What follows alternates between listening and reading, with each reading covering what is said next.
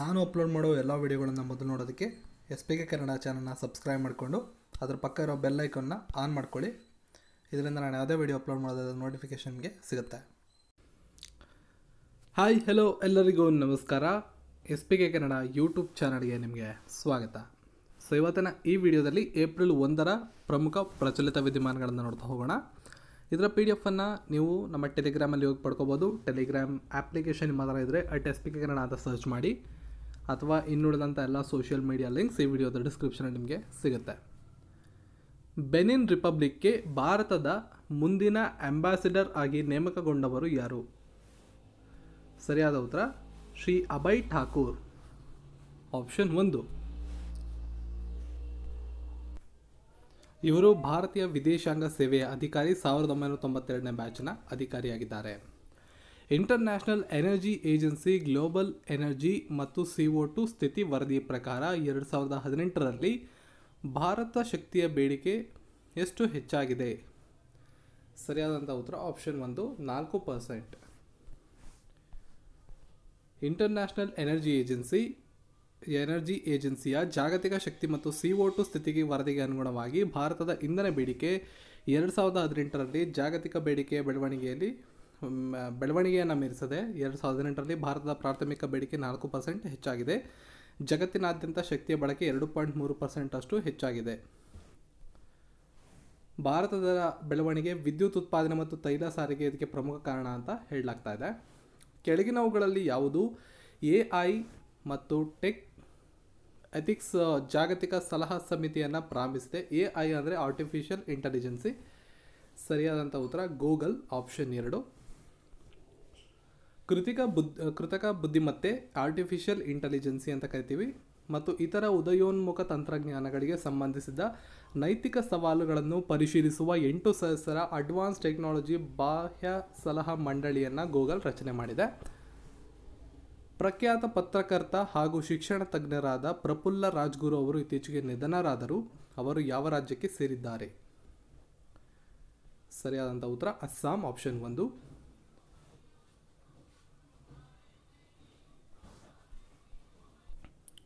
So March 28ನೇ ತಾರೀಕು ಇವರು ಹಿರಿಯ ಪತ್ರಕರ್ತರು ಮರಣ ಹೊಂದಿದ್ದಾರೆ.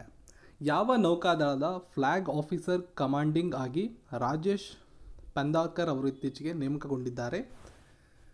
ಸರಿಯಾದ ಉತ್ತರ ಮಹಾರಾಷ್ಟ್ರ ನೌಕಾ ಪ್ರದೇಶ, ಆಪ್ಷನ್ 4. 1987ರಲ್ಲಿ ಭಾರತೀಯ ನೌಕಾಪಡೆಗೆ ಇವರು ನೇಮಕಗೊಂಡಿದ್ದರು. ಕೆಳಗಿನ ಯಾವ ಪೈಕಿ ಬ್ರ್ಯಾಂಡ್ ಅಂಬಾಸಿಡರ್ ಆಗಿ ವೀರೇಂದ್ರ ಸೆಹ್ವಾಗ್ ಅವರು ನೇಮಕಗೊಂಡಿದ್ದಾರೆ? ಕೆಳಗಿರ್ತಕ್ಕಂಥ ಕಂಪನಿಗಳ ಅಥವಾ ಆನ್ಲೈನ್ ಮಾರುಕಟ್ಟೆಗಳ ಸಂಬಂಧಪಟ್ಟ ಹಾಗೆ ಯಾವುದಕ್ಕೆ ಸೆಹ್ವಾಗ್ ಅವರು ಬ್ರ್ಯಾಂಡ್ ಅಂಬಾಸಿಡರ್ ಆಗಿದ್ದಾರೆ? ಸರಿಯಾದಂಥ ಉತ್ತರ PolicyX.com, ಇದಕ್ಕೆ ಅವರು ಬ್ರ್ಯಾಂಡ್ ಅಂಬಾಸಿಡರ್ ಆಗಿದ್ದಾರೆ. ಆನ್ಲೈನ್ ವಿಮೆ ವೆಬ್ ಸಂಗ್ರಾಹಕ PolicyX.com, ಇದಕ್ಕೆ ಅರ್ಜುನ ಮತ್ತು ಪದ್ಮಶ್ರೀ ಪ್ರಶಸ್ತಿ ವಿಜೇತರಾದಂತಹ ಕ್ರಿಕೆಟಿಗ ವೀರೇಂದ್ರ ಸೆಹ್ವಾಗ್ ಅವರು ಬ್ರ್ಯಾಂಡ್ ಅಂಬಾಸಿಡರ್ ಆಗಿ ನೇಮಕಗೊಂಡಿದ್ದಾರೆ. ಅವಧಿ ವಿಮೆ, ಆರೋಗ್ಯ ವಿಮೆ, ಜೀವ ವಿಮೆ, ಕಾರು ವಿಮೆ ಇವುಗಳನ್ನು ಒಳಗೊಂಡಿರತಕ್ಕಂಥ ಇದೊಂದು PolicyX.com ಅನ್ನೋದು ದೊಡ್ಡ ಮಾರುಕಟ್ಟೆ ಅಭಿಯಾನದ ಮುಖವಾಗಿದೆ. 2018ರ ಜಾಗತಿಕ ಬಹು ಆಯಾಮದ ಬಡತನ ಸೂಚ್ಯಂಕದ ಪ್ರಕಾರ ಭಾರತದ ಬಡತನದ ದರವು 55%ದಿಂದ ಎಷ್ಟಕ್ಕೆ ಕಡಿಮೆಯಾಗಿದೆ? ಸರಿಯಾದಂಥ ಉತ್ತರ ಆಪ್ಷನ್ 4, 28%ಗೆ 55%ದಿಂದ 28%ಗೆ ಇಳಿಕೆಯಾಗಿದೆ. ಭಾರತದ ಬಡತನ ದರವು 10 ವರ್ಷಗಳಲ್ಲಿ 55%ದಿಂದ 28%ಗೆ ಇಳಿಕೆಯಾಗಿದೆ ಅಂತ ಜಾಗತಿಕ ಬಹು ಆಯಾಮದ ಬಡತನ ಸೂಚ್ಯಂಕ ತಿಳಿಸಿದೆ. ಫಿಫಾ ವಿಶ್ವಕಪ್ 2022 ಭದ್ರತಾ ಒಪ್ಪಂದವು ಯಾವ 2 ರಾಷ್ಟ್ರಗಳ ನಡುವೆ ಸಹಿ ಹಾಕಲಾಗಿದೆ? ಸರಿಯಾದಂಥ ಉತ್ತರ ಕತಾರ್ ಮತ್ತು France. FIFA federation international the football association ಅಂತ ಕರಿತೀವಿ. ಫ್ರಾನ್ಸ್ ಮತ್ತು ಕತಾರ್ ಈ ಒಂದು ವಿಶ್ವಕಪ್ಗೆ ಪರಸ್ಪರ ಒಪ್ಪಿಗೆಯನ್ನು ನೀಡಿ ಒಪ್ಪಂದವನ್ನು ಮಾಡಿಕೊಂಡಿವೆ.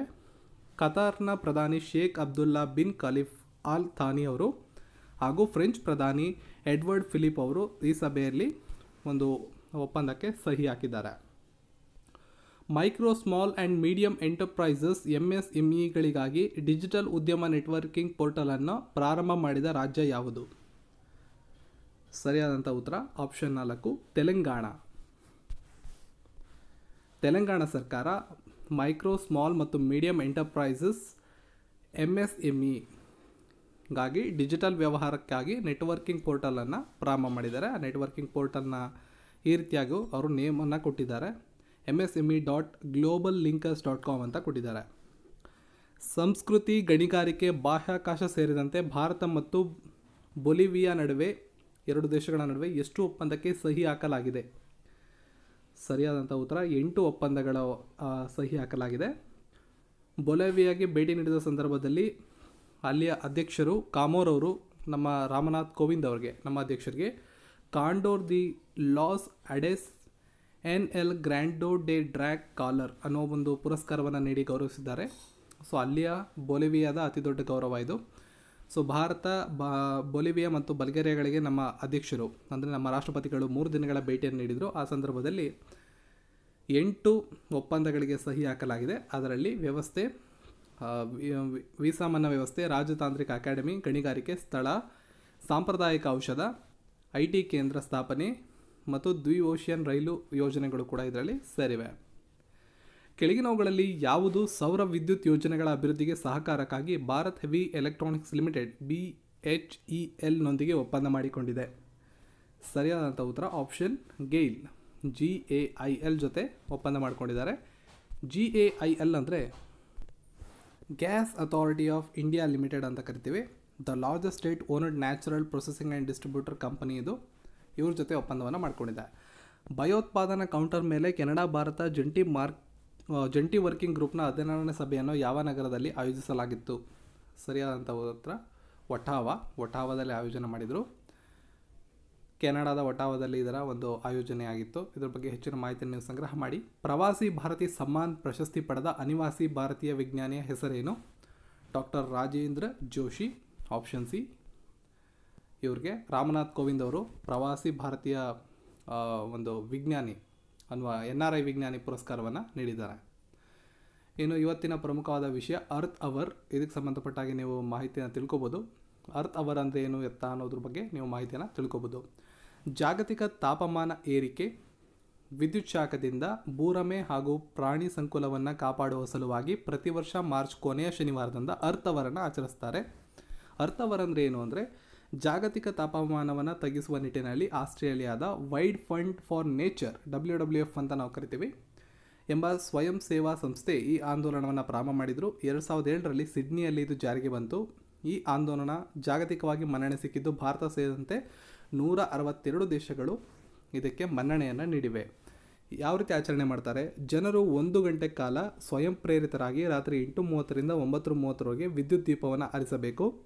ಈ ಮೂಲಕ ಪರಿಸರ ರಕ್ಷಣೆಗೆ ಜನರು ತಮ್ಮದೇ ಆದ ಕಿರುಕಾಣಿಕೆ ನೀಡಬೇಕು ಎಂಬುದನ್ನು ಈ ಆಂದೋಲನ ಒಳಗೊಂಡಿರುತ್ತೆ.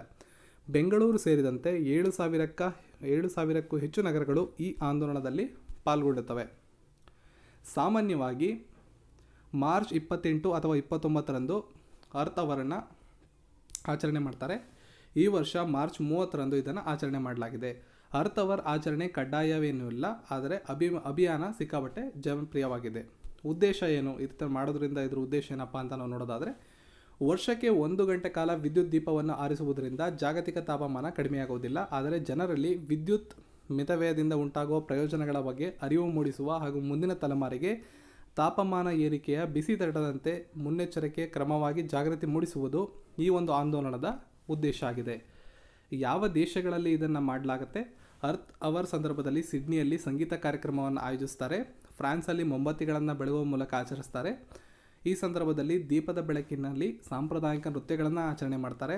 ಅದೇ ರೀತಿ ಅಮೆರಿಕಾದ ನ್ಯೂಯಾರ್ಕ್ನ ಎಂಪೈರ್ ಸ್ಟೇಟ್ ಬಿಲ್ಡಿಂಗ್, ಬರ್ಲಿನ್ನ ಬರ್ನ್ ಗೇಟ್, ಪ್ಯಾರಿಸ್ನ ಐಫೆಲ್ ಟವರ್, ಮಾಸ್ಕೋದ ರೆಡ್ ಸ್ಪೈರ್, ಬ್ರಿಟನ್ನ ಬಕಿಂಗ್ಹ್ಯಾಮ್ ಪ್ಯಾಲೇಸ್ ಮತ್ತು ನಮ್ಮ ದೇಶದಲ್ಲಿ ರಾಷ್ಟ್ರಪತಿ ಭವನ, ಹೀಗೆ ಅನೇಕ ನಗರಗಳಲ್ಲಿ ವಿದ್ಯುತ್ ದೀಪವನ್ನು